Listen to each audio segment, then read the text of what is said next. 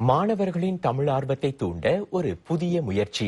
Singapore விலங்கியல் தோட்டத்தில் நடைபெற்ற தமிழ் கதை புத்தக வெளியீட்டு விழாவிற்கு சென்று வந்தார் எமது நிருபர் நஸ்ரத். வழக்கமாக புத்தக வெளியீட்டு விழாக்களில் கதாசிரியரை சுற்றித்தான் கூட்டம் கூடும். ஆனால் இன்றோ புத்தகத்தில் வரும் கதாநாயகியை சூழ்ந்தனர் வந்திருந்த அனைவரும். சிங்கப்பூர் விலங்கு தோட்ட கதைகள் என்னும் இந்த தொகுப்பை சிங்கப்பூர் விலங்கியல் தோட்டமும் கல்வி அமைச்சும் இணைந்து வெளியிட்டுள்ளன. தொடக்கநிலை 1ஆம் 2ஆம் வகுப்பு மாணவர்களுக்காக தயாரிக்கப்பட்ட இந்த தொகுப்பில் சில விலங்குகளின் உண்மை கதைகள் இடம்பெற்றுள்ளன. இந்த புக்கு எனக்கு படிக்க மிகவும் ஆர்வமாக இருக்கு. ஏன்னா அதில் யானை, பனிக்கரடி,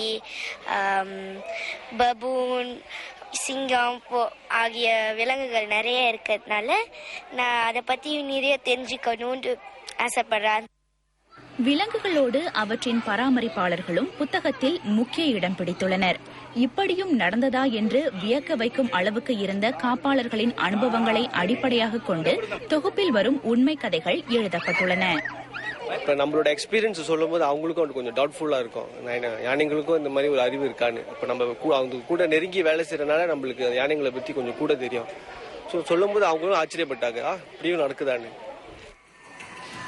16 ஆசிரியர்கள் கூட்டாக சேர்ந்து தயாரித்திருக்கும் இந்த தொகுப்பில் 4 சிறுகதைகள், படத்தகவல் அகராதி, மாணவர் பயிற்சி புத்தகம், ஆசிரியர் கையேடு ஆகியவை அடங்கியுள்ளன.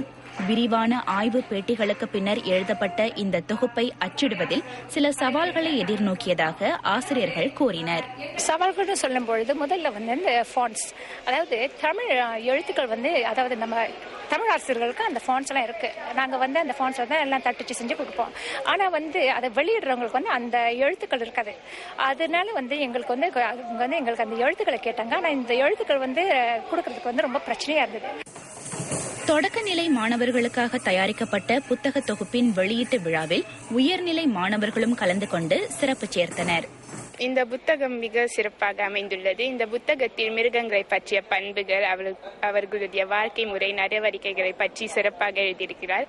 தொடக்கநிலை பள்ளி மாணவர்களுக்கு மட்டும் இந்த புத்தகம் எழுதாம உயர்நிலை பள்ளி மாணவர்களுக்கும் இந்த மாதிரி புத்தகம் எழுதினாங்கன்னா எனக்கு ரொம்ப சந்தோஷமா இருக்கும். நாங்க எல்லாரும் அவளோட காத்துட்டு இருக்கோம்.